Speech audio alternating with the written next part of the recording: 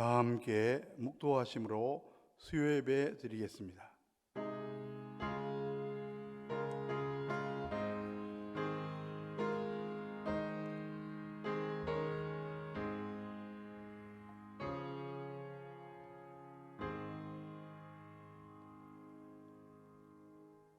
하나님이여 나를 지켜주소. 내가 주께 피하나이다. 내가 여호와께 아뢰되 주는 나의 주님이시오니 주 밖에는 나의 복이 없다 하였나이다. 사랑과 은혜가 풍성하신 하나님 아버지, 오늘도 새날 한날을 허락하시고 지금까지 하나님이 허락하신 현장에서 삶의 자리에서 맡은 바쁜 분들을 잘 감당하게 하시고 이 시간 온라인 예배로 하나님께 예배드리게 하심을 진심으로 감사드립니다. 저희들 부족하지만 마음과 정성을 다해 드린 이 예배를 흠양하여 주시고 머리 숙인 모든 주의 자녀들에게는 약속의 말씀으로, 위로의 말씀으로, 소망의 말씀으로 가득 채워 주시옵소서. 예배의 시종을 주님 손에 의탁하오며 이 모든 말씀 예수 그리스도의 이름으로 간절히 기원하옵나이다. 아멘. 다 함께 445장 태산을 넘어 험곡에 가도 찬송 드리겠습니다.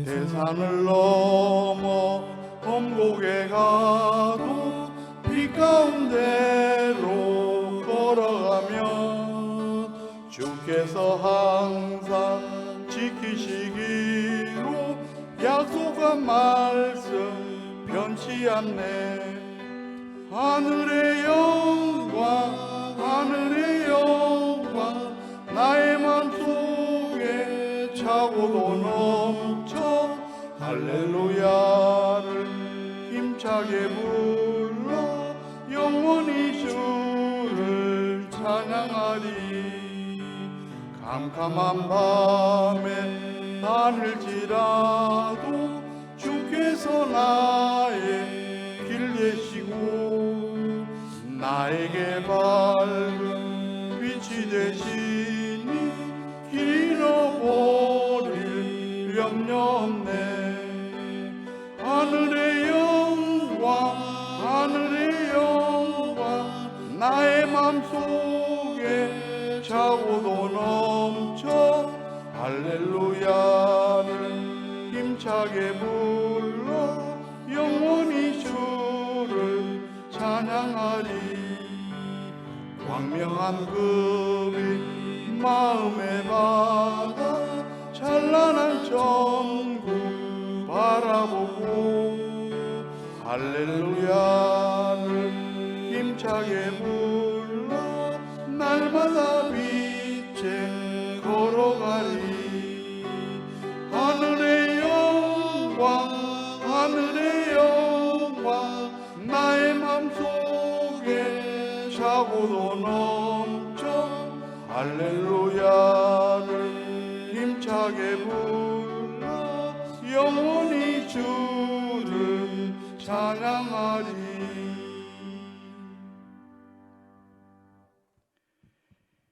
이 시간 이재명 목사님 우리 기도를 인도하시겠습니다. 사랑의 아버지 하나님 감사합니다. 오늘도 코로나19 가운데 건강 잃지 않게 하여 주시고 수요 예배로 주님 앞에 나와 예배드리게 인도하여 주시니 감사합니다. 주님 앞에 모이지 못하는 이 어려운 시기에 우리의 믿음을 돌봐주시고 하나님 안에 굳게 선 자로 주님 앞에 이 예배드리게 인도하여 주시옵소서. 아버지 하나님, 이 시간 교회가 코로나19로 인하여 많은 어려움을 겪고 있습니다. 함께 모여 찬양하지 못하고 함께 모여 주님의 말씀을 나누지 못하며 주님 안에서 교제하지 못하고 있습니다. 이 어려운 상황들을 기억하여 주시고 속히 예배가 회복될 수 있도록 인도하여 주시옵소서. 주님 앞에 함께 나와 수요일도 금요일도 주님 앞에 찬양과 기도드리는 예배드리는 귀한 시간 되게 인도하여 주시옵소서. 하나님, 이 시간 기도하기는 이제 민족의 명절인 추석이 다가오고 있습니다. 한 해 동안 주님 앞에 감사한 것들, 주님이 주신 것들을 돌아보는 민족의 명절입니다. 그러나 아버지 하나님, 올해는 특히 너무나도 어려운 일들이 많아 코로나19와 태풍, 홍수의 여러 가지 힘든 일들이 많았습니다. 주님, 그로 인하여 즐겁고 기뻐야 하는 추석이지만 마냥 기뻐할 수 없는 자들도 우리 이웃에 우리 주변에 있음을 보게 됩니다.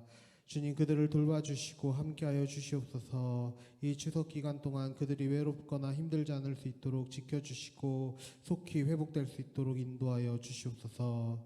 이 시간 예배 자리에 나아갑니다. 우리의 예배를 기억하여 주시고 응답하여 주시고 기뻐 받아주셔서 아버지 하나님 앞에 드리는 온전한 예배가 되게 하여 주시고 말씀을 전하시는 목사님 기억하여 주시며 그 말씀을 전하실 때 주님의 능력과 힘이 나타나게 인도하여 주시옵소서. 예배드리는 우리의 심령을 붙잡아 주시고 연약하지 않도록 주님 앞에서 늘 기쁘게 찬양하며 살아가도록 주님 함께하여 주시옵소서. 아뢰지 못한 것들 주님께서 기억하여 주시고 역사하여 주실 줄 믿사오며 우리 주 예수 그리스도의 이름으로 기도합니다. 아멘.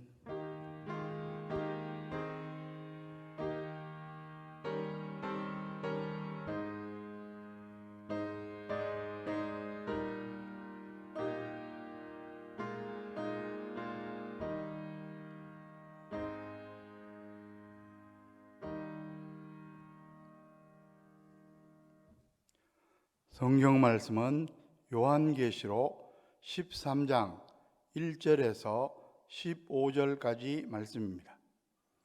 요한계시록 13장 1절에서 15절까지 말씀을 저와 여러분들이 한 절씩 교독하도록 하시겠습니다.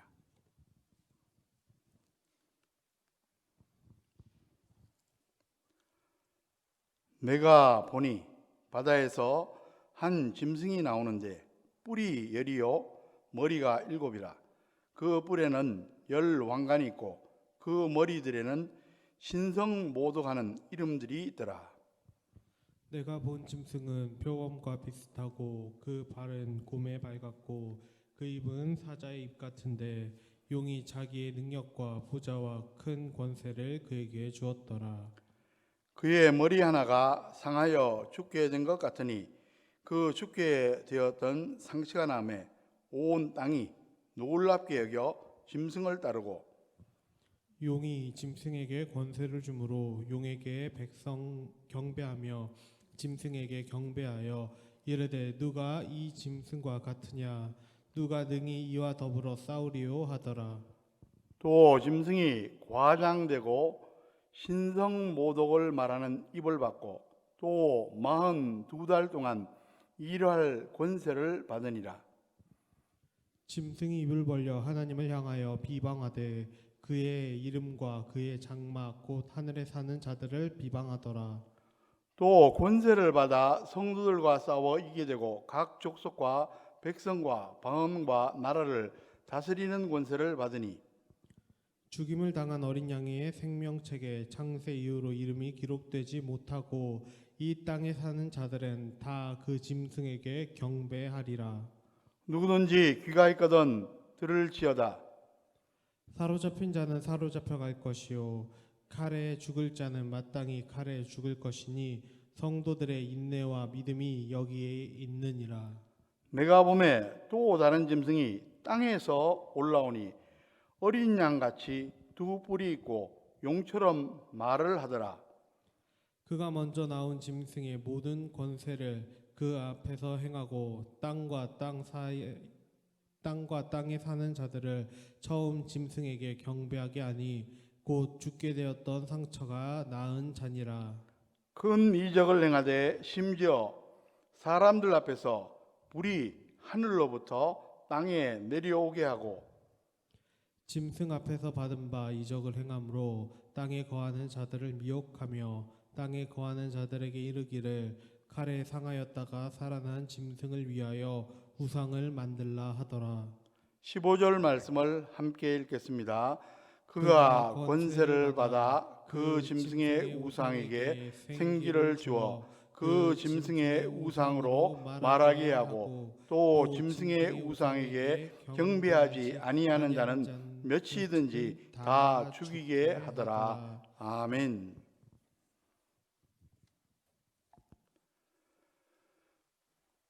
옛날 미국에 한 소년이 있었습니다. 하루는 길을 가다 $5짜리 지폐를 주었습니다. 당시에는 제법 큰 돈이었습니다. 공짜로 돈이 생기니까 너무나 좋았습니다. 계속 그런 일이 있을까 싶어 땅만 보고 다녔습니다.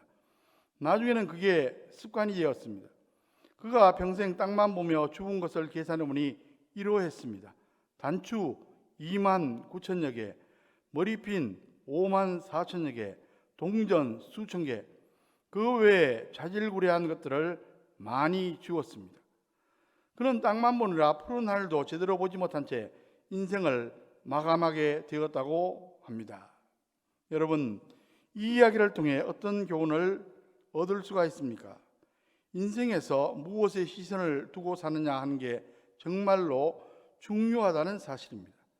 그런데 분주하고 복잡한 세상에 살다가 보면 그리스도인들조차 위를 바라보지 못한 채 엄벙덤벙 살아가기 일쑤입니다. 이제 하루만 지나면 추석 명절입니다. 여러분은 명절의 유익이 무엇이라고 생각하십니까? 오랜만에 가족과 친지를 만나 정담을 나누고 회포를 푸는 것입니까? 조상을 기리며 성묘하는 것입니까? 맞습니다. 그런데 금년에는 코로나19로 당국에서 귀성도 하지 말고 성묘도 하지 말라고 권고하고 있습니다. 어떤 지자체에서는 현수막을 내걸고 고향에 오지 말라고 권고하고 있습니다. 심지어 이런 현수막까지 등장했습니다. 불효자는 옵니다. 노래 제목 불효자는 옵니다를 패러디한 말입니다. 그런데 저는 이렇게 말씀드리고 싶습니다. 귀성을 하든지 집에 있든지 이 한 가지는 놓치지 말라는 것입니다. 분주한 일상 속에서 세상만 바라보며 살았다면 이런 기회에 인생을 돌아보고 위를 바라보자는 말입니다. 물론 명절이나 휴가 때만 위를 보며 살자는 말은 아닙니다. 이를 계기로 계속 위를 바라보며 살면 정말로 좋겠습니다. 아무쪼록 이 세상을 바라보는 게 아니라 위를 바라보며 풍성한 축복을 누리는 저와 여러분들 되시기를 주님의 이름으로 간절히 축원합니다. 그러면 구체적으로 위를 바라보며 산다는 게 무엇입니까? 첫째로 위를 보며 사는 인생은 천국의 소망을 가지고 살아갑니다. 이 세상에 소망을 두면 반드시 실망합니다. 왜냐하면 이 세상의 끝은 멸망이기 때문입니다. 그러므로 세상만 바라보면 결국에는 죽음이고 그 후엔 영원한 멸망입니다. 잠언 14장 12절에 보면 어떤 길은 사람이 보기에 바르나 필경은 사망의 길이니라. 자신은 좋다고 세상만 바라보며 살지만 결국은 영원한 사망에 이른다는 말씀입니다. 하지만 우리 그리스도인들은 어떻습니까? 잠언 14장 32절에 보면 악인은 그의 환난에 엎드려도 의인은 그의 죽음에도 소망이 있느니라. 죽어도 천국입니다. 우리의 종착지는 천국이기에 소망이 있다는 귀한 말씀입니다. 부디 저와 여러분들은 예수 십자가 대속으로 천국 백성이 되었기에 항상 천국의 소망을 품고 당당히 살아가시기를 주의 이름으로 간절히 축원합니다. 둘째로 위를 보며 사는 인생은 예수님을 닮은 천국의 인격을 이루며 살아갑니다. 하나님께서는 우리를 구원하셔서 천국의 권속으로 삼아 주셨습니다. 그리스도인은 천국의 로열 패밀리 멤버인 셈입니다. 사도 바울이 그 모습을 로마서 8장 29절에서 하나님이 미리 아신 자들을 또한 그 아들의 형상을 본받게 하기 위하여 미리 정하셨으니 이는 그로 많은 형제 중에서 맏아들이 되게 하려 하심이니라. 그렇게 말씀하고 있습니다. 하나님께서는 아버지이시고 예수님은 맏아들이십니다. 우리는 하나님의 자녀이며 예수님의 동생들입니다. 당연히 하나님을 닮아가야만 합니다. 이런 변화를 가리켜 소위 성화라고 말합니다.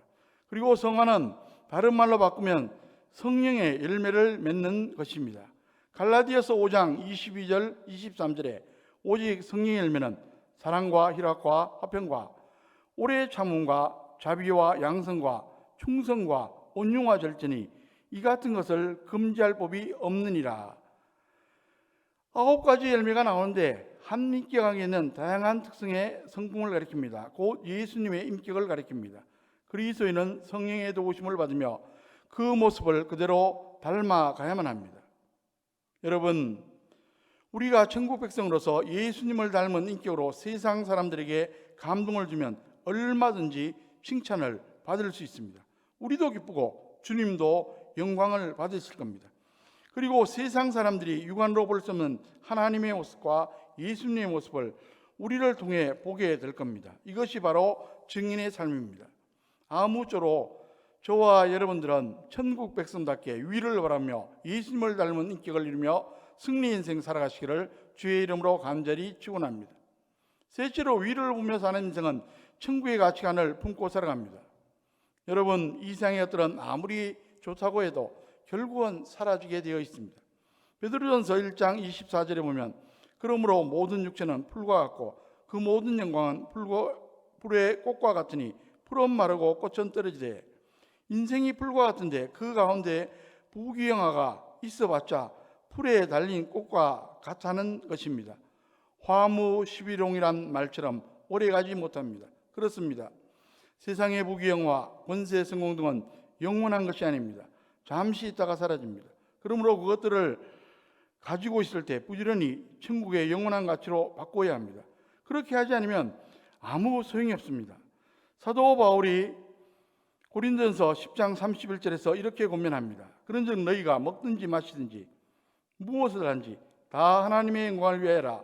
무슨 말입니까?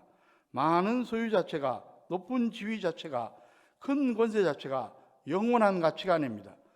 많은 적든 작든 크든 높든 낮든 그것으로 하나님의 영광을 위해 선용한다면 그것이야말로 영원한 가치요 천국의 가치가 된다는 것입니다.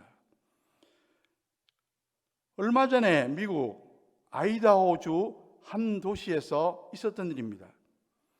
아마존의 여성 택배 기사가 한 가정에 연속적으로 배송을 하게 되었습니다.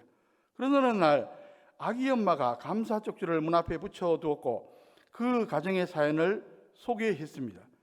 그 가정에는 9개월 된 아기가 선천성 심장질환을 앓고 있고 음식 섭취 장애가 있어 특수한 의료용품을 계속 주문했습니다. 코로나19 상황으로 혹시라도 아기에게 해가 될까 봐 외출을 최대한 자제하고 있어서 주문을 많이 한다고 했습니다. 택배기사는 그 가정의 딱한 사연을 알게 됩니다. 그 후부터 그 기사는 배송하면서 문 앞에 상자를 두고 돌아갈 때마다 그 집을 향해 두 손 모아 간절히 기도했습니다. 아기부는 그런 사실을 전혀 모르고 있었는데 어느 날 CCTV를 확인하다 그 모습을 발견하게 되었습니다. 큰 감동을 받은 아기 엄마가 그 영상과 사연을 SNS에 올렸습니다. 그래서 세상에 알려지게 된 것입니다. 그 택배기사는 평소에도 자신의 일에 가치를 부여하며 성심을 다하는 사람이었습니다. 그리고 고개의 이런 사정을 듣고 기도할 정도로 신실한 믿음의 사람이었습니다.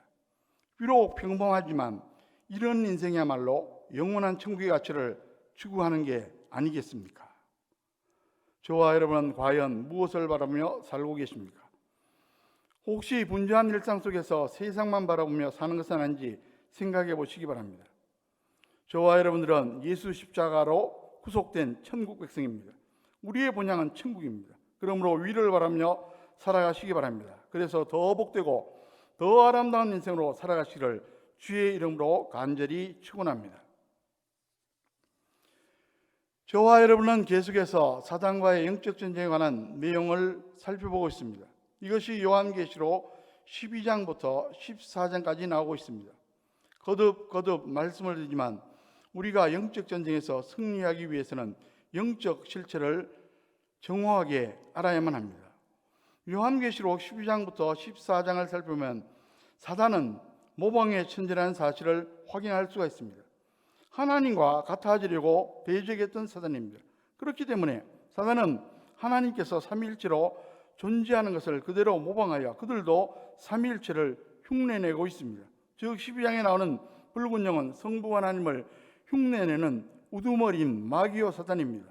그리고 13장에서 오늘 살펴보게 될 바다에서 올라온 7머리 10뿔을 가진 짐승은 적 그리스도로서 성자 예수님을 흉내내고 있습니다. 그런가 하면 오늘 본문 11절에 땅에서 올라온 짐승은 거짓 선자를 가리키는데 성령 하나님을 흉내내고 있습니다.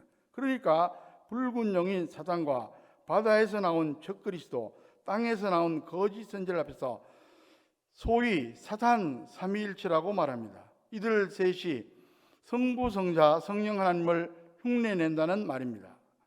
오늘 본문에 나오는 바다에서 나온 7머리 10뿔을 가진 짐승인 적 그리스도는 힘과 권력을 사용해서 하나님을 믿지 못하게 합니다. 그리고 땅에서 올라온 짐승은 거짓 사상을 통해서 사람들을 오염시키고 하나님을 믿지 못하게 합니다. 그래서 사단이 우두머리가 되어 있고 권력을 이용하는 존재가 있고 사상을 이용하는 존재가 있습니다. 이들 셋이 언제나 짝이 되어져 있습니다. 따라서 이들 세 존재가 어떤 존재인가를 분명하게 알아가는 것은 신앙생활에서 무엇보다 중요하다고 볼 수가 있습니다. 오늘 본문 1절을 다 함께 읽도록 하겠습니다.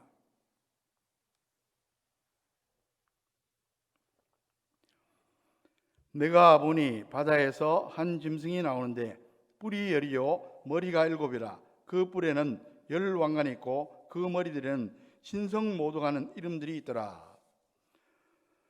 저와 여러분들이 지금 이 장면을 보고 있다고 한번 생각해 보십시오. 지금 바닷가에서 바다를 보고 서 있습니다. 그런데 그 바다에서 무시무시한 붉은 용이 하나님의 계명을 지키며 예수님의 증거를 가진 사람들과 싸우려고 서 있는데 그 바다에서 또 다른 짐승이 나옵니다. 그것도 한 몸에 머리가 7개인데 그 머리에 10개의 뿔을 가진 짐승의 모습을 한번 상상해 보십시오. 이런 모습은 꿈에도 나타나지 않기를 바랄 것입니다. 이런 존재가 바다에서 그것도 그냥 서 있는 것이 아니라 올라옵니다. 지난 수요일에 살펴보았듯이 12장의 마지막 절인 17절에 보면 붉은 용이 하나님 백성들과 싸우려고 바다 모래 위에 서 있더라고 말씀했습니다. 그런데 13장을 열자마자 7머리 10뿔을 가진 짐승이 바다에서 나오고 있습니다. 그러니까 12장 17절과 13장 1절이 맞물려 있다는 것을 우리는 알 수가 있습니다. 12장 7절을 이하에서 살펴봤듯이 사단의 세력들이 하늘에서 천사양 미갈 군대와의 싸움에서 패하고 땅으로 쫓겨났습니다. 땅으로 쫓겨난 사단이 예수님을 삼킴으로써 인류를 향한 하나님의 구속의 계획을 무위로 만들려고 했습니다. 그렇지만 예수님께서는 십자가와 부활을 통해서 사단의 권세를 깨뜨리시고 승리하시고 하늘로 승천하였습니다. 결국 사단의 계획은 실패했습니다. 그렇다고 해서 사단이 모든 것을 다 포기했느냐? 그것은 또 아닙니다. 이제는 이 땅에 남아있는 여자로 상징되는 교회를 없애려고 시도합니다. 사단은 자신의 때가 얼마 남지 않은 줄을 알고 최후의 수단으로 교회와 성도 개인을 공격하려고 준비합니다. 그것이 바로 12장 17절의 내용입니다. 그리고 이어서 오늘 본문은 싸울 준비를 마친 사단이 그가 서 있는 바다로부터 출몰한 자신의 하수인 7머리 10뿔 가진 짐승을 세상에 보내어 하나님의 백성을 핍박하는 장면을 보여주고 있습니다. 그렇다면 여기에서 바다는 무엇을 가리킵니까? 저와 여러분들이 지난 수요일에 살펴보았던 내용을 다시 한번 정리해 보겠습니다. 12장 12절에 보시면 사단이 땅으로 쫓겨나면서 땅과 바다는 화가 있다고 말씀했습니다. 그리고 12장 13절에서 용이 자기가 땅으로 내쫓긴 것을 보고 남자를 낳은 여자를 박해하는지라고 말씀했습니다. 여자로 상징되는 교회가 용을 피하여 광야로 갔는데 용이 물을 강같이 토하여 여자를 공격합니다. 그렇지만 땅이 여자를 도와 강물을 삼켜버리므로 여자를 향한 공격이 실패합니다. 그리고 12장 17절에서 실패한 영이 바다 모래 위에 서 있더라고 말씀했습니다. 따라서 여기에서 바다와 땅은 인간들이 살고 있는 세상 전체를 의미합니다. 13장 1절에서는 바다로 표현해서 바다에서 나온 짐승이라고 말했고 11절에서는 땅으로 표현해서 땅에서 올라오는 짐승이라고 말했습니다. 그러니까 바다를 전체적으로 세상이라고 표현하기도 하고 땅을 전체적으로 세상이라고 표현하는 방식을 사용하고 있습니다. 그렇기 때문에 13장 1절에 바다에서 나온 짐승이란 말은 세상에서 일어나는 세력을 말합니다. 그리고 13장 11절에서 땅에서 올라온 짐승도 역시 세상에서 일어난 세력을 말합니다. 사람이 사는 세상에서 사단으로부터 권세를 받은 무시무시한 세력이 일어난다는 겁니다. 그런데 사도 요한이 보았던 바다에서 나온 짐승은 7머리 10뿔을 가진 짐승인데 그 머리들에는 신성을 모두 가는 이름들이 있고 10뿔에는 10광안이 있다고 말했습니다. 한마디로 말해서 바다에서 나온 짐승은 하나님을 모독하는 자들이라는 것을 알 수가 있습니다. 그렇다면 사단의 대리자인 이 짐승은 과연 구체적으로 무엇을 가리킵니까? 이 짐승은 어린 양과 대조적으로 질서에 대한 무질서, 선에 대한 낙, 생명에 대한 죽음과 직결되어 있는 존재입니다.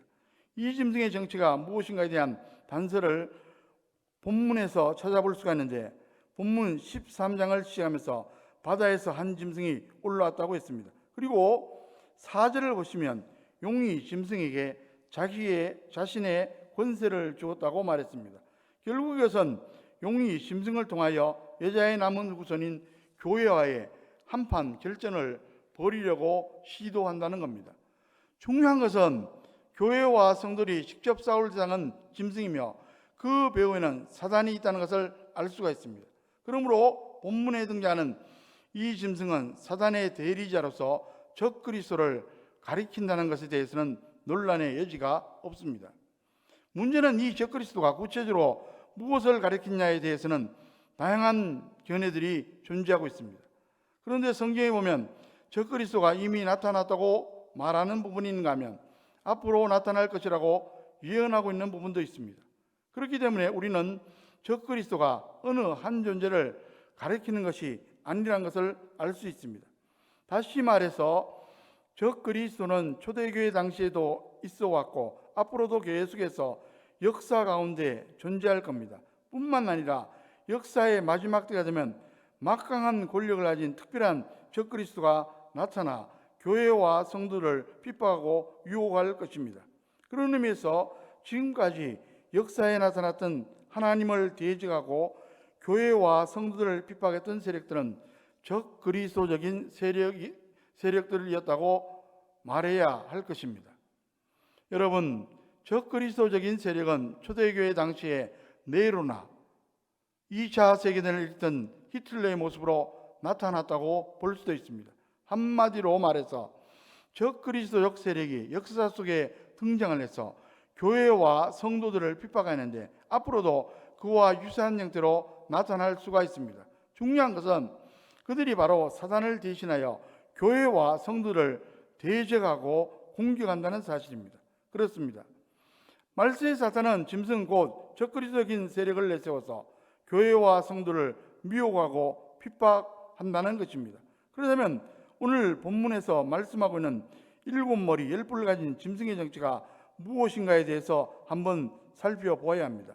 본문 2절을 다 함께 읽도록 하겠습니다.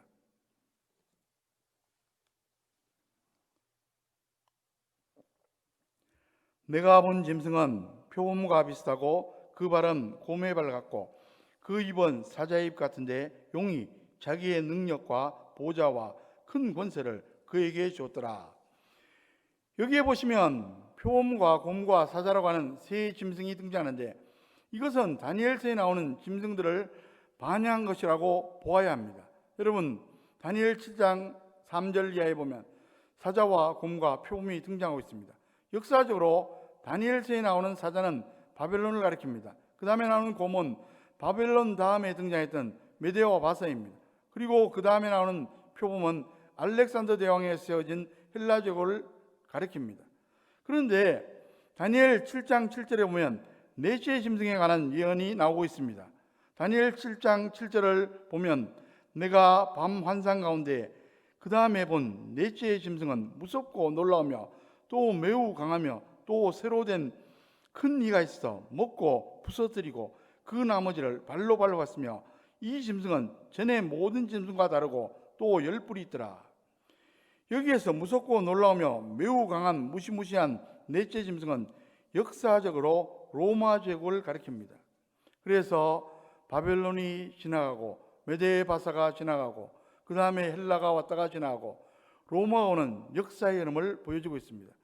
그런데 다니엘 7장 7절에 보면 이 짐승은 전에 모든 짐승과 다르고 또 10뿔이 있더라고 말했습니다. 그러니까 로마 제국이 왔을 때 10뿔이 있는데 이 10뿔이 요한계시로 나온 10뿔과 어떤 관계가 있습니까? 분명한 사실은 본문에 나오는 7머리 10뿔의 짐승은 옛날부터 시작해서 역사 가운데 계속 등장하고 있는 하나님을 대적하는 세력들이라는 것입니다. 역사를 보게 되면 바벨론과 메데아바사, 즉 페르시아, 헬라 제국과 로마가 하나같이 하나님을 대적했습니다. 그러므로 적그리스도라고 하는 것이 옛날의 역사와 아무런 관계없이 어느 날 갑자기 불쑥 튀어나오는 것이 아니라 역사의 가운데서 꾸준하게 등장하는 세일인 것을 우리는 알아야 합니다. 그렇다면 본문에서 7머리는 무엇을 상징합니까? 요한계시록의 해석은 요한계시록 그 자체에서 우선 찾아야 한다고 누차 말씀드렸습니다. 요한계시록 17장 8절과 9절을 보시면 이런 말씀이 나와 있습니다. 내가 본 짐승은 전에 있었다가 지금은 없으나 장차 무정에로부터 올라와 멸망으로 들어갈 자니 땅에 사는 자들로서 창세 이후로 그 이름이 생명책에 기록되지 못한 자들이 이전에 있었다가 지금은 없으나 장차 나올 짐승을 보고 놀랍게 여기리라. 지혜 있는 뜻이 여기 있으니 그 7머리는 여자가 앉은 7산이요. 여기 보시면 여자가 앉은 7산이란 말씀이 나오는데 그 7머리는 여자가 앉은 7산이요 라고 말했습니다. 그러면 7산이 무엇이냐고 했을 때 사도 요한이 묵시를 받을 당시에 세계에서 가장 강한 세력은 로마 세력이었습니다. 그런데 이 로마는 7개의 산으로 도시가 이루어져 있습니다. 따라서 7머리는 여자가 앉은 7산이요 라는 말씀 속에서 7머리는 로마를 가리킨다는 사실을 알 수가 있습니다. 그리고 요한계시록 17장 12절을 참고하면 10뿔은 열왕을 가리킨다는 것도 알 수가 있습니다. 사실 로마 시대의 권력은 황제에게 집중되어 있었습니다.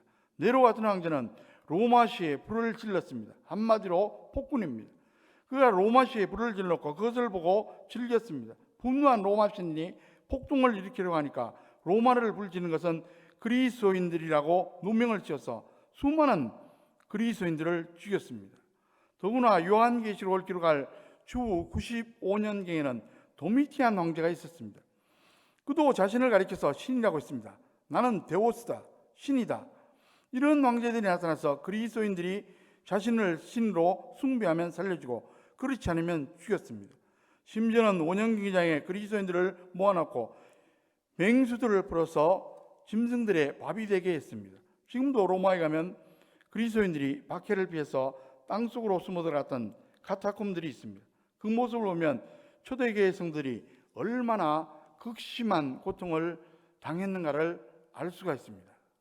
역사 속에서 이러한 일들이 꾸준하게 일어났습니다. 다음에 나타날 적그리스도 세력이 어떤 세력인지 아무도 정확하게 이야기하지는 못합니다. 다만 사도 요한 당시에 나타났던 그 적그리스도인 세력들이 앞으로 예수님이 재림하기 전에 나타날 그 세력들을 예표한다고 볼 수 있습니다.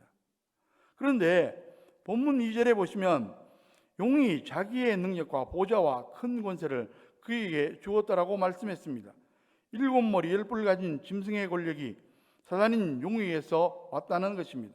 그러니까 하나님을 대적하고 교회와 성도를 공격하는 적그리스도적인 권력의 출처가 바로 사단 마귀라는 것입니다.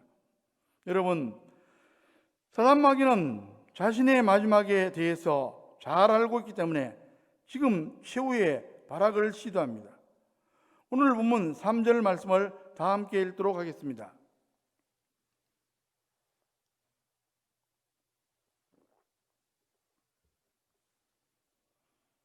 그의 머리 하나가 상하여 죽게 된 것 같더니 그 죽게 되었던 상처가 나음에 온 땅이 놀랍게 여겨 짐승을 따르고.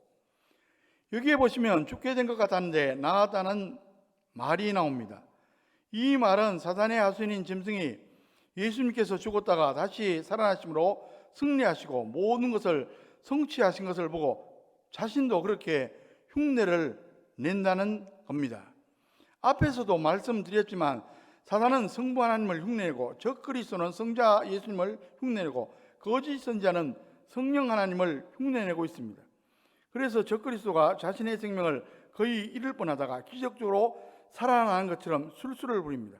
그리고 사단과 적그리스도의 강경한 계획에 넘어간 사람들이 마치 그리스도를 섬기듯이 충성을 다할 것입니다. 그러므로 우리는 사단의 강경한 술수에 넘어가지 않도록 정신을 바짝 차려야 합니다. 문제는 교회 안에도 적그리스도인 세력이 있을 수가 있다는 겁니다. 그래서 사도 바울은 고린도 교회에서 혼란을 일으키는 사람들을 가리켜서 그들이 스스로 자랑하며 기고만장하는 데 대해 그것은 예수 그리스도에 대한 복음의 정신이 아니라 사단의 파괴적 행동에 의한 것이라고 말했습니다. 그러면서 고린도후서 11장 13절에서 이들의 실상에 대해서 이렇게 밝히고 있습니다. 그런 사람들은 거짓 사도요 속이는 일꾼이 자기를 그리스도의 사도로 가장하는 자들이니라. 그들이 마치 그리스도의 사도인 것처럼 교회 안에서 행세를 하지만 실상은 그들이 바로 사단의 하수인이라는 말입니다. 그렇기 때문에 이어지는 고린도전서 11장 14절에서 그들의 정체를 폭로하고 있는데 이것은 이상한 일이 아니라 사단도 자기를 광명의 천사로 가장하나니 그렇습니다. 사단은 교회와 성도를 미워하고 하나님 나라를 회방한 일이라면 무슨 일인지 마다하지 않습니다. 그러면서도 그는 광명의 천사로 가장해서 자신이 마치 하나님 나라의 역군인 것처럼 행세하기도 합니다.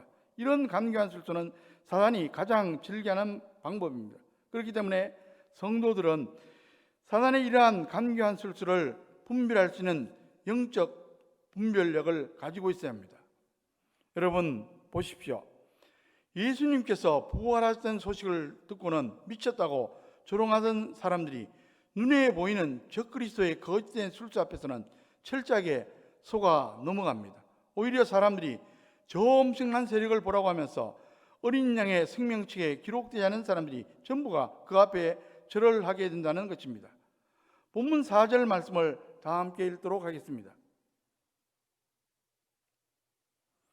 용이 짐승에게 권세를 주므로 용에게 경배하며 짐승에게 경배하리되 누가 이 짐승과 같으냐 누가 능히 이와 더불어 싸우리 하더라.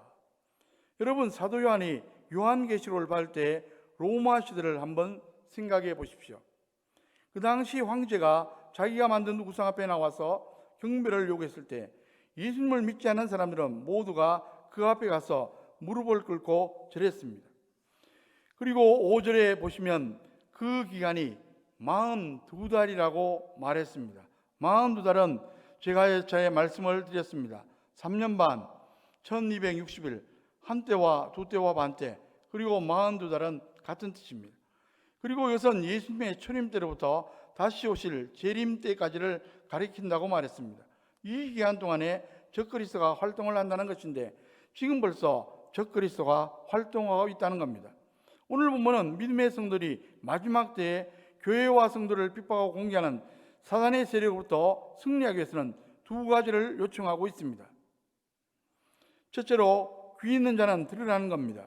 본문 9절 말씀을 함께 읽도록 하겠습니다. 누구든지 귀가 있거든 들을지어다.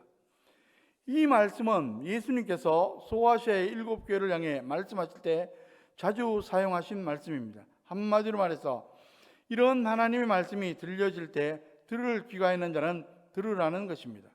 아무리 이야기를 해도 듣지 않을 뿐만 아니라 우습게 얘기하면서 깨어있지 않는 사람은 막상 그때가 오게 되면 심각한 어려움을 당하게 됩니다. 그러나 들을 귀가 있는 사람은 반드시 있습니다. 그래서 본론이 있고 들을 귀가 있는 자는 복이 있는 사람입니다. 저와 여러분 모두가 영적으로 열려있는 귀를 가지고 하나님의 말씀을 마음으로 들을 수 있기를 주의 이름으로 간절히 축원합니다. 둘째는 겁을 내지 말고 인내와 믿음을 지키라는 것입니다. 본문 10절 말씀을 함께 읽도록 하겠습니다. 사로잡힐 자는 사로잡혀 갈 것이요 칼에 죽을 자는 마땅히 칼에 죽을 것이니 성도들의 인내와 믿음이 여기 있느니라. 사로잡힐 자는 사로잡혀 갈 것이요 칼에 죽을 자는 마땅히 칼에 죽을 것이니, 이 말씀은 좀 해석하기가 어려운 부분입니다. 이 말씀은 원문 그대로 직역한다면 이렇습니다. 만일 누구든지 포로로 삼는다면 그도 포로가 될 것이요 만일 누구든지 칼로 죽인다면 그도 마땅히 칼로 죽으리라. 그러니까 너희를 사로잡는 자는 사로잡힐 것이요 너희를 죽이는 자는 결국 칼로 망할 것이기 때문에 결코 두려워하지 말라는 말입니다.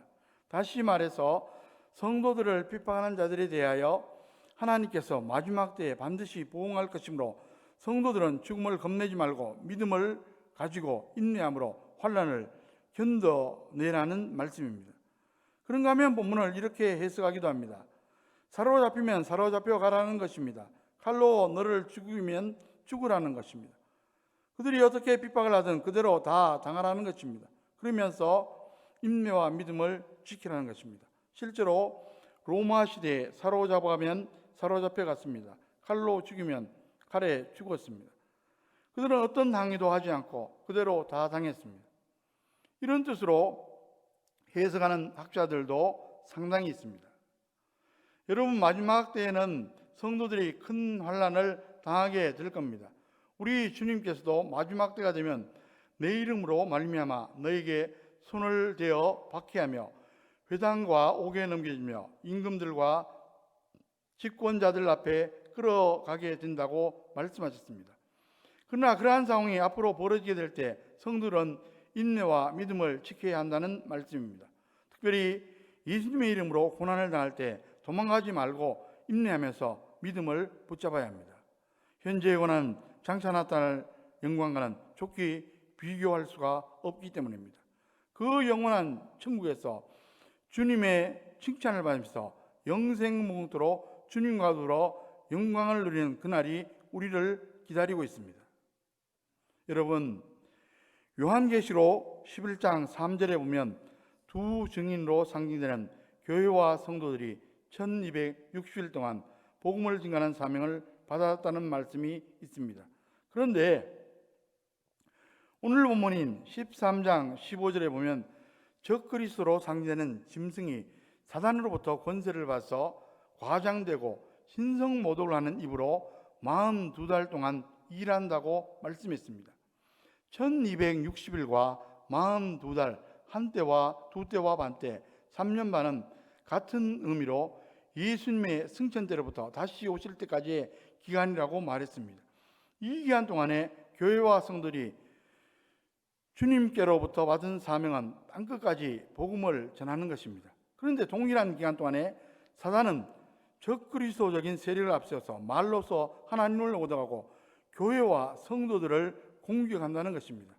그러니까 짐승에 주어진 권세가 말하는 것과 관련되어 있다는 점에서 두 증인은 교회와 성들이 주께로부터 받은 사명과 대비되고 있는 것을 볼 수가 있습니다.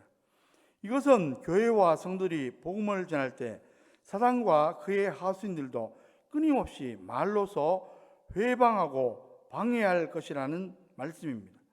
바다에서 올라온 짐승인 적그리스도는 철저하게 자신을 신격화시켜서 교회와 성도를 향해 가공할 만한 공격을 시도합니다.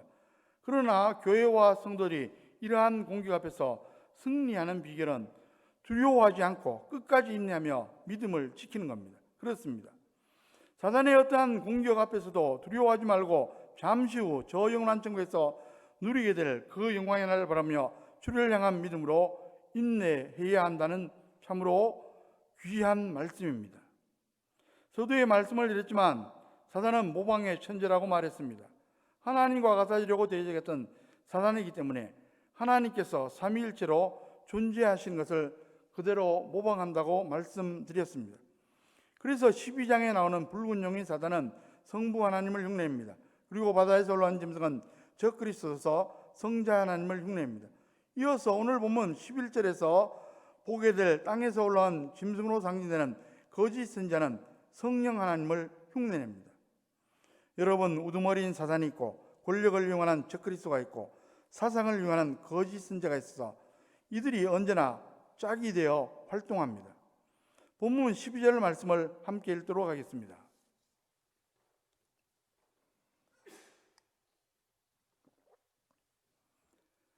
내가 보매 또 다른 짐승이 땅에서 올라오니 어린 양같이 두 뿔 있고 용처럼 말을 하더라. 성경에서 땅은 바다와 함께 악의 세력이 출몰하는 장소로 소개되고 있습니다. 그리고 여기에서의 땅과 바다는 세상 전체를 말한다고 말씀드렸습니다. 그런데 13장 1절에 바다에서 나온 7머리 10뿔을 가진 짐승은 권력을 가지고 있는 무시무시한 짐승입니다. 그런데 본문 11절에 등장하는 짐승은 어린 양같이 두 뿔이 있고 용처럼 말을 하더라고 했습니다. 이것이 요한계시록의 문학 장르인 묵시문학적 표현인데 실제로는 어린 양이 아니지만 어린 양과 유사한 점을 부각시키고 있습니다. 그러니까 땅에서 올라온 짐승은 철저하게 죽임을 당한 어린 양 예수 그리스도를 모방하고 있다는 것을 볼 수가 있습니다. 그리고 이 짐승이 어린 양 같다는 것은 바다에서 올라온 짐승과 같이 무시무시한 권력을 가지고 있지 않다는 겁니다. 오히려 죽임을 당한 어린 양의 신 예수 그리스도의 모습으로 분장을 하고서 사람들을 속인다는 겁니다. 따라서 본문에 나온 땅에서 올라온 짐승은 교회를 내적으로 부패시키고 타락시키는 거짓 선자들을 의미한다고 볼 수 있습니다. 그렇다면 땅에서 올라온 짐승인 거짓 선자들이 사람들을 속이는 1차적인 목표는 무엇입니까? 본문 12절을 함께 읽도록 하겠습니다. 그가 먼저 나온 짐승의 모든 건설을 그 앞에서 행하고 땅과 땅에 사는 자들을 처음 짐승에게 경배하게 하니 곧 죽게 되었던 상처가 나은 자니라. 땅에서 올라온 짐승으로 상징되는 거짓 선자의 1차적인 목표는 바다에서 올라온 짐승인 적그리스도를 위하여 종교적인 충성심을 바치는 것입니다. 다시 말해서 땅에 거하는 사람들로 하여금 처음 짐승 적그리스도를 경배하게 만드는 것이 거짓 선자들이 하고자 하는 1차적인 목표라는 겁니다. 물론 거짓 선자들의 궁극적인 목표는 사단이나 적그리스도와 함께 성도들을 영원한 멸망에 이르게 하는 것입니다. 그러나 그러한 궁극적인 목표를 이루기 위해서 그들은 먼저 사람들로 하여금 적그리스도를 경배하게 합니다. 사단의 하수인인 적그리스도는 자신이 예수님 것처럼 위장해서 사람들을 속여 경배를 받으려고 하는데 이를 위해 거짓 선지자들을 이용한다는 말입니다. 여러분, 두 번째 짐승은 첫 번째 짐승처럼 7머리에 10뿔을 가진 무시무시한 모양을 하지는 않았습니다. 그런 어린 양의 모습을 하고 있었습니다. 겉으로만 보면 분명히 선한 존재였습니다. 그러나 그가 어린 양과 결정적으로 다른 것은 용처럼 말을 하더라는 것입니다. 여기에서 용은 거짓 아버지인 마귀요 사단입니다. 그러니까 둘째 짐승의 위장수는 실로 대단합니다. 여러분, 우리의 대적은 항상 같은 모습으로 성들 앞에 나타나지 않는다는 사실을 꼭 기억하시기 바랍니다. 우리를 대적하는 원수의 모습이 항상 7머리와 10뿔을 하고 있는 괴물이라고 생각해서는 안 됩니다. 우리의 대적인 사단과 그의 하수인들이 순한 어린 양의 모습으로 우리들 앞에 나타나기도 한다는 말입니다. 그래서 성도들이 경계를 느슨하게 할 때 그 본색을 드러내어 성도들을 삼키는 것입니다. 여러분, 우리의 대적인 사단과 그의 하수인들이 항상 포악할 것이라고 생각해서도 안 됩니다. 물론 그들의 본성은 포악한 것이 분명한 사실입니다. 그러나 그들은 어린 양처럼 자신을 선한 자로 가정하고 성도들에게 접근합니다. 그리고 성도들을 은밀하게 유혹해서 멸망의 길로 이끌어갑니다. 지금도 그들은 망하는 길로 인도하기 위해 모든 방법들을 다 동원합니다. 그러므로 그들의 말과 행위를 통하여 그들의 실체를 분별함으로써 영적으로 승리하는 저와 여러분 되시기를 주의 이름으로 간절히 축원합니다. 여러분, 땅에서 올라온 짐승인 거짓 선지자들이 사람들을 미워하는 방법에 어떤 것이 있습니까? 첫째는 그릇된 말을 통한 사상을 가지고 미혹합니다. 본문 11절 말씀을 다시 한번 보시기 바랍니다. 여기에 보면 땅에서 올라온 짐승이 용처럼 말을 하더라고 했습니다. 그러니까 그럴듯한 말을 가지고 사상을 통해서 자꾸 주입하는 겁니다. 땅의 짐승은 바다 짐승처럼 거창한 말을 통해서가 아니라 교활하고 간사한 말을 통해서 사람들을 미혹하여 함정에 빠뜨립니다. 이것이 바로 거짓 선지자들의 특징입니다. 그래서 저와 여러분들이 그릇된 말인 줄 알면서도 그 말을 자꾸 들으면 그쪽으로 가게 되어 있습니다. 사단은 지금 전 세계적으로 사회적 소수자 및 약자를 보호해야 한다는 그럴듯한 명분으로 매스미디어를 통해 동성애와 성평등의 정상을 전파하고 있습니다.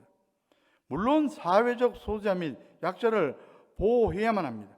그러나 하나님의 창조 질서를 거역하는 동성애와 성평등은 당연히 거부해야만 합니다. 그런데 이것이 교회와 성도들이 반대를 해서 자신들 뜻대로 되지 않으니까 아예 법으로 제정해서 하나님의 창조한 질서 자체를 파괴시키려고 시도하고 있습니다. 지금 우리나라의 매스미디어에서 다루고 있는 내용들을 가만히 살펴보십시오.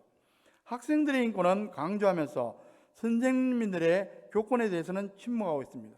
학생들이 당한 성추행은 연일 크게 보도를 하면서 선생님이 맞거나 성추행을 당한 사건은 입을 닫고 있습니다.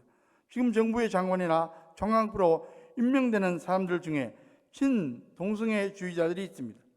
이들은 지금 동성애자들을 보호한다고 하면서 그들로 인해서 일어난 에이즈와 같은 문제는 보도조차 못하게 막고 있습니다. 이것이 지금 이 땅에서 벌어지고 있는 일들입니다. 뿐만 아니라 전 세계적으로 뉴에이지를 통해 공개적이고 적극적으로 교회와 하나님을 대적하고 있습니다. 이들은 매스미디어를 활용해서 반기독교적인 가치를 전파하고 있습니다. 저와 여러분들이 텔레비전을 보면 귀신들이 자주 등장하고 심지어 환생하는 내용이 많이 나오는 장면들을 보게 될 겁니다. 이것이 다 성경의 가르침을 거부하는 뉴에이지 사상입니다.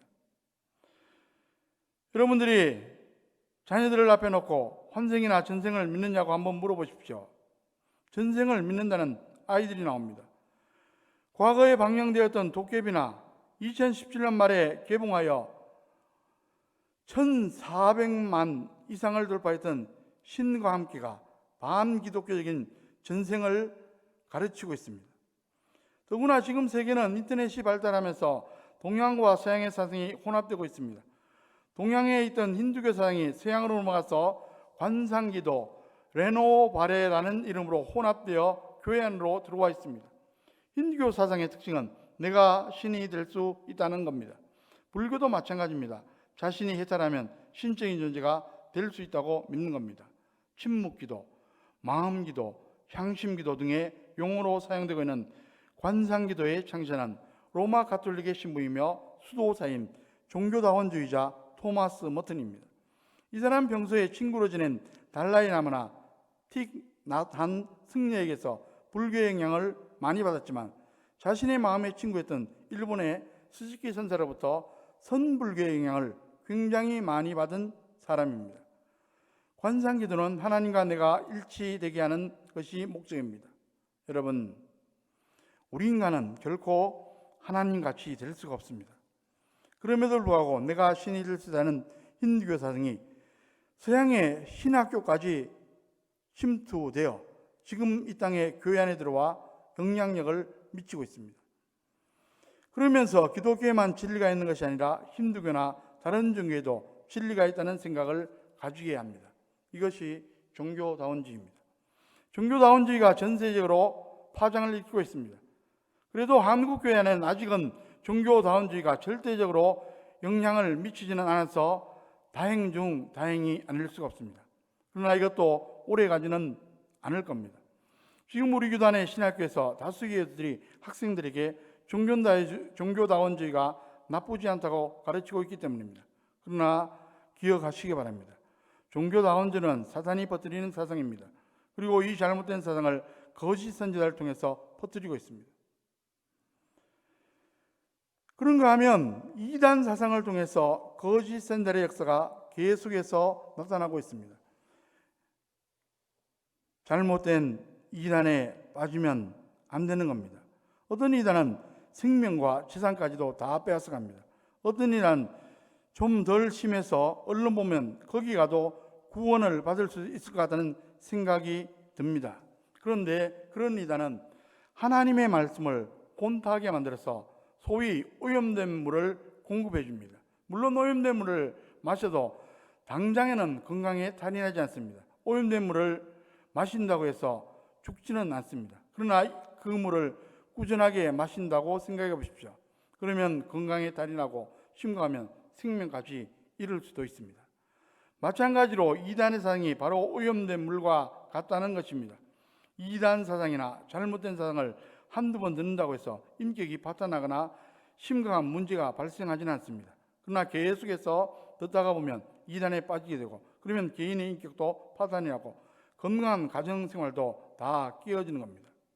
여러분, 땅에서 올라온 짐승인 거짓 선지자들이 사람을 미혹하는 방법에 어떤 것이 있습니까? 둘째는 기적과 표적을 통해서 미혹합니다. 본문 13절, 14절 말씀을 함께 읽도록 하겠습니다.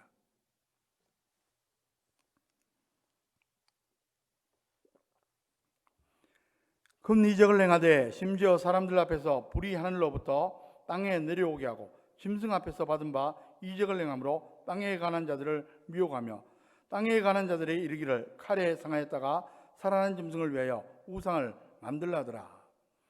여기에 보시면 큰 이적을 행한다고 말했습니다. 그러니까 거짓 선지자들도 여러 가지 이적들을 행함으로써 사람들을 놀라게 한다는 겁니다.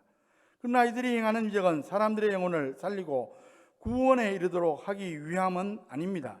적 그리스도와 거짓 선지자들이 큰 표적과 이적을 행하는 것은 할 수만 있으면 택하신 자들을 미혹하게 하려는 데 있습니다. 여러분, 하나님께서 사도들과 복음 전파자를 통해 큰 이적을 베푸시는 목적은 그들이 행하는 이적을 통해 하나님의 살아계심을 믿고 하나님께로 돌아오게 하기 위함에 있습니다. 그렇지만 사단과 거짓 선지자들이 행하는 이적은 사람들을 살리기보다는 오히려 죽이며 사람들을 구원하기보다는 오히려 파멸하도록 하는데 그 목적이 있습니다.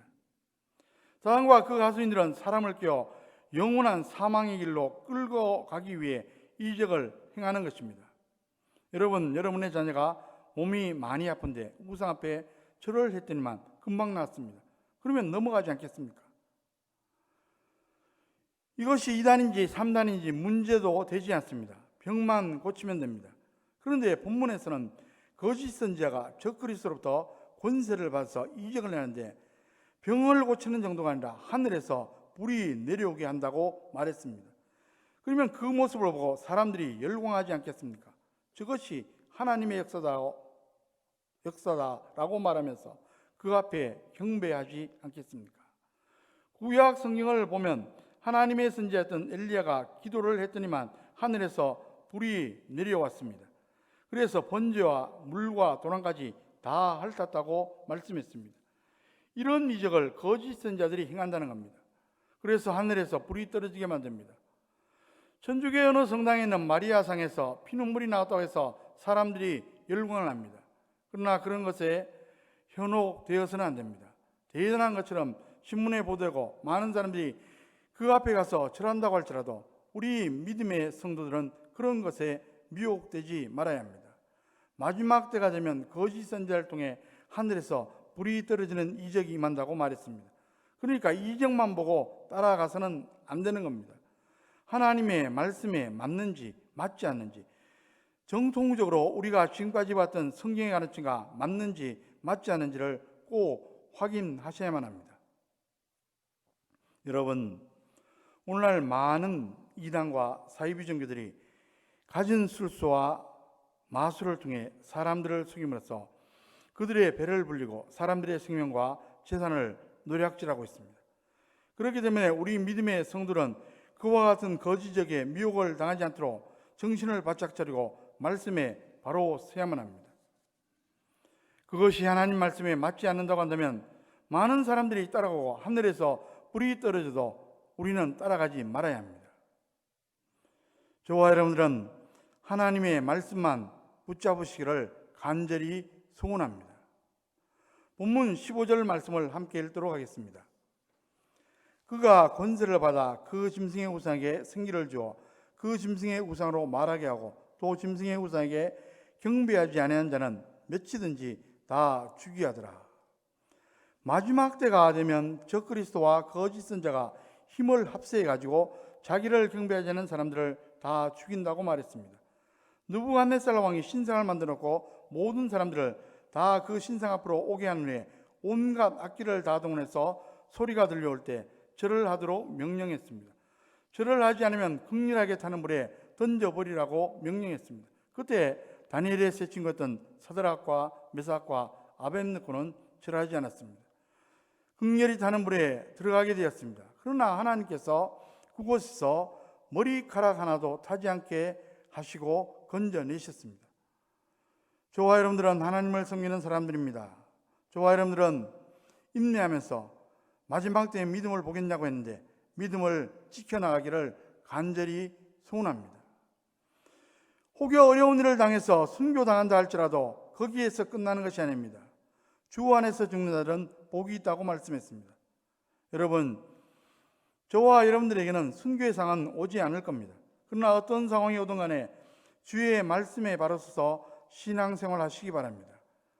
아무리 이적이 나타나도 할지라도 그것이 하나님 말씀에 어긋난다고 하면 거절하고 따라가지 마시기 바랍니다. 그리고 주 앞에 바로 서서 주의 뜻대로 살면서 인내하는 가운데 믿음으로 살아가시기 바랍니다. 그리하여 땅 위에 사는 동안에도 주님께서 베푸시는 많은 은혜를 받으시고 천국에 들어갔을 때 주님으로부터 칭찬받는 귀한 믿음의 성도들이 다 되시기를 주의 이름으로 간절히 축원합니다. 기도하겠습니다.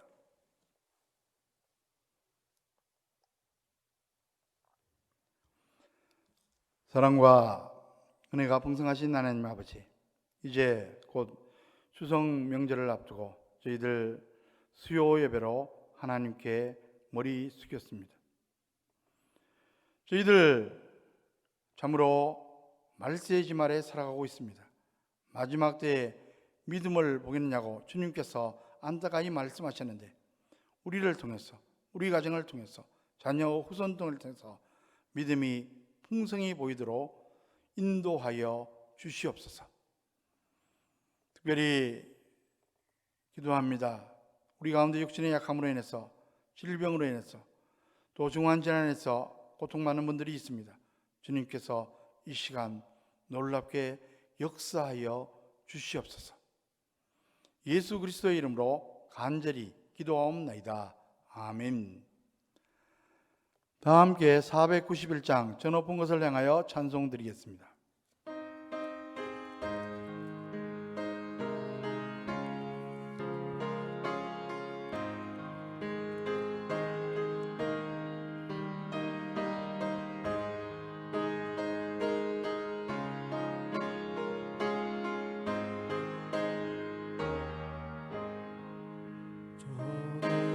곳을 향하여 날마다 나아갑니다. 내 뜻과 정성 모아서 날마다 기도합니다. 내 주여 내 맘 붙드사 그곳에 그곳은 빛과 사랑이 언제나 넘치옵니다. 괴로움과 죄가 있는 곳 나비로 여기 살아도 빛나고 높은 저곳을 날마다 바라봅니다.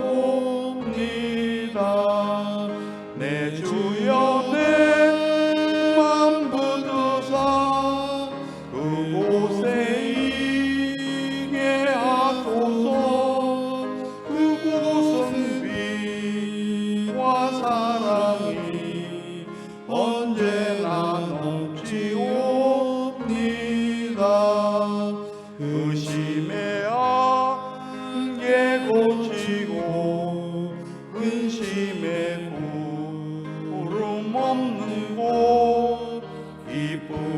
그리고 참된 평화가 거기만 있사옵니다. 내 주여 내 맘 붙드사 그곳에 있게 하소서. 그곳은 빛과 사랑이 언제나 넘치옵니다. 험하고 높은 이 길을 싸우며 나아갑니다. 다시금 기도하오니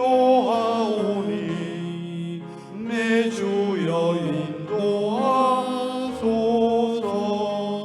내 주여 내 맘 붙드사 그곳에 있게 하소서. 그곳은 빛과 사랑이 언제나 넘치옵니다.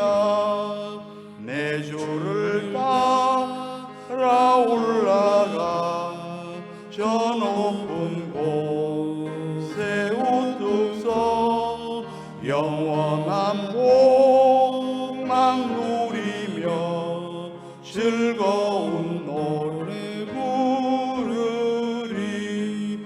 내 주여 내 맘 붙드사 그곳에 있게 하소서. 그곳은 빛과 사랑이 언제나 넘치옵니다.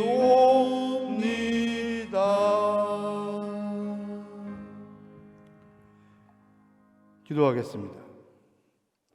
이제는 교회의 머리 되시는 우리 주 예수 그리스도의 크고 놀라우신 은혜와 역사를 주관하시며 구체적으로 세밀하게 주관하시는 하나님의 크고 놀라우신 사랑하심과 범사에 우리의 삶을 인도하시며 우리의 삶이 합력해서 선을 이루며 형통하도록 역사하시는 성령님의 교통하심과 축복하심이 이제 함께한 모든 심령들 위해, 이들의 가정과 자녀 후손들 위해, 또 현장에서 온라인 예배 드리는 모든 심령들 위해, 가정 위해, 자녀 후손들 위해, 장안교회 건석들 지금 어느 곳에 어느 형편에 있든지 간에 지금부터 영원토록 함께 하시기를 간절히 축원하옵나이다.